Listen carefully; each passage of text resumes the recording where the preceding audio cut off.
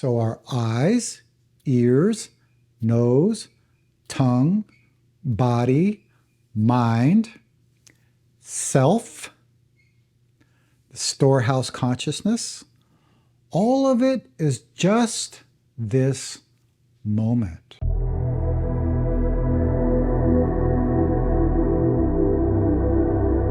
Hey everyone, it's Jason, and I'm here answering your questions about Zen, meditation, your practice, life, any kind of question. Today's question is about consciousness. Now, I received a comment on my last video called Intuition and Karma. Now, if you haven't seen that video, I'll put a link down below, but let me read this comment for you. Hello, Jason. Can you please answer my question? The question, is there something called your consciousness? Is consciousness personalized and carried forward to our next body as well? Okay, this is a very interesting question, and this question can have many different answers depending on what religion you practice or what you believe in. So I'm going to break this video up into two parts, a Buddhist perspective and a practicing perspective. So let's dive in. In Buddhism, there's a teaching of the 8 consciousnesses. The first 6 are our basic human consciousnesses. So that would be the eyes, ears, nose, tongue, body, and mind. You can really see this clearly in a baby. A baby is just perceiving, just hearing, just feeling sensations. The body poops. When the baby's hungry, it cries, and then the baby eats. It's these very basic, raw human sensations. As we grow older, then the 7th consciousness appears. And this has to do with the development of self and strong feelings. I like this. Ooh, I don't like this. Ooh, I'm good. Ooh, this is bad. So sometimes we call this the dualistic world or the opposites world. The 8th consciousness is our memory.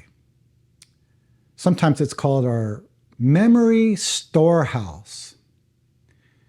It is said that we store everything since we are born.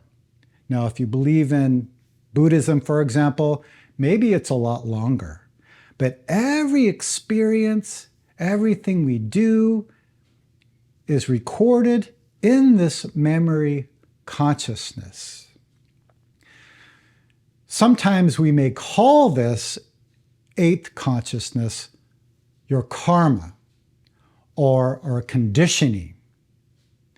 In many of my videos, I talk about how sometimes we respond to this world with an automatic program, right? Impulses, right? This is the 8th consciousness working.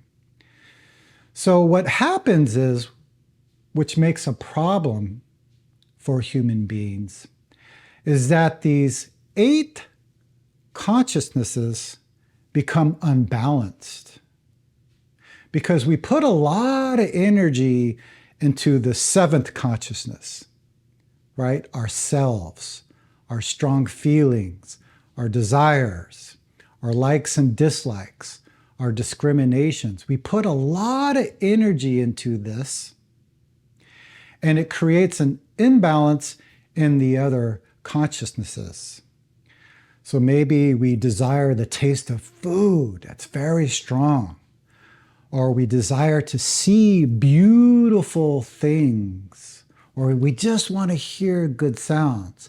Now, I'm not saying there's anything wrong with this, but the problem is when we grasp after these things, it sometimes doesn't match the moment that we are in and causes a hindrance for our own mind, and ultimately results in some kind of problem for ourselves and others. What you may not hear about is a ninth consciousness.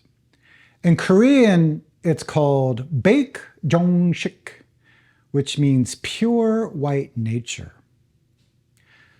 This is what we call in Buddhism your enlightened nature, or your true self.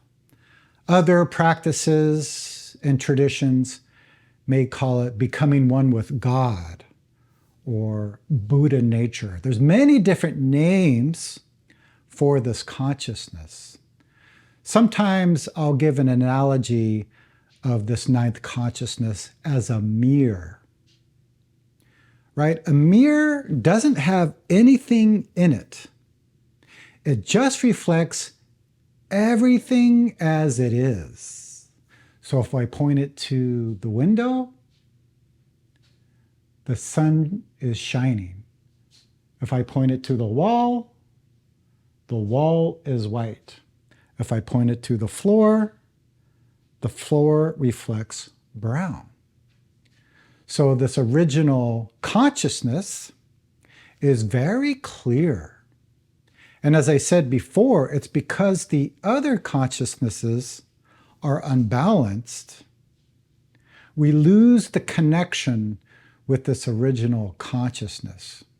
Now, I don't want to make this sound too esoteric, so I kind of want to bring it down to what does that mean, or how's this practical in our everyday lives? If you have done sitting meditation before, you've probably noticed your mind, perhaps reliving the past or dreaming about the future of what it could be. Maybe we're creating strong opinions and discriminations about people or this world. Maybe we're looking at our own lives and ask, am I winning? Am I losing? How come this person has this and I don't have that thing? Many different things appear during the sitting meditation. So this is an example of the imbalance of these 8 consciousnesses. So Zen practice, along with other meditation practice, means experiencing, sometimes we say attaining, but experiencing this true self.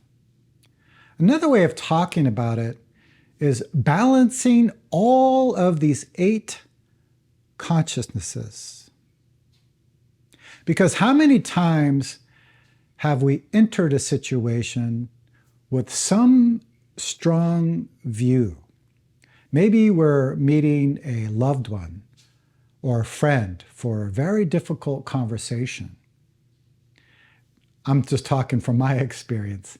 Sometimes we go into this conversation with a clouded view. We have some idea in our mind about what's happening, or some idea about what the person is going through, right? That's this 8th consciousness and the 7th consciousness kind of fighting each other. But it is possible to enter any kind of situation with the clear mind. So meditation practice means that we don't touch anything in our mind, and we come back to just seeing, just listening, just perceiving. When we do that, we make a connection to this moment. And this is really where our lives can become clear and also can become more helpful. So the question earlier was, is there something called your consciousness? But if our mind is clear, it's not our consciousness. Our consciousness is this moment. So our eyes, ears, nose, tongue, body, mind, self, the storehouse consciousness, all of it is just this moment. And the question of, is this consciousness carried forward into our next lives? Now, I really have no answer about a life after death. Many different ideas, many different theories about that, even in Buddhism. But I have no idea, to be honest. But what I do know, that if this moment is clear, then that means our whole life is clear. I heard this teaching from the Dalai Lama once, and he said, if you want to know your past, look at your present condition. If you want to know your future, look at your present actions and speech. So if this moment is clear, your whole life is clear. Those are my thoughts for the day. Let me know if this video was helpful. You can let me know by liking this video. You can put a comment down below. Also, if you have any questions about Zen, meditation, your practice life, any kind of question, you can also put it in the comments and perhaps I'll make a video about it. Okay, everyone, I hope you're all doing well and I will see you very soon.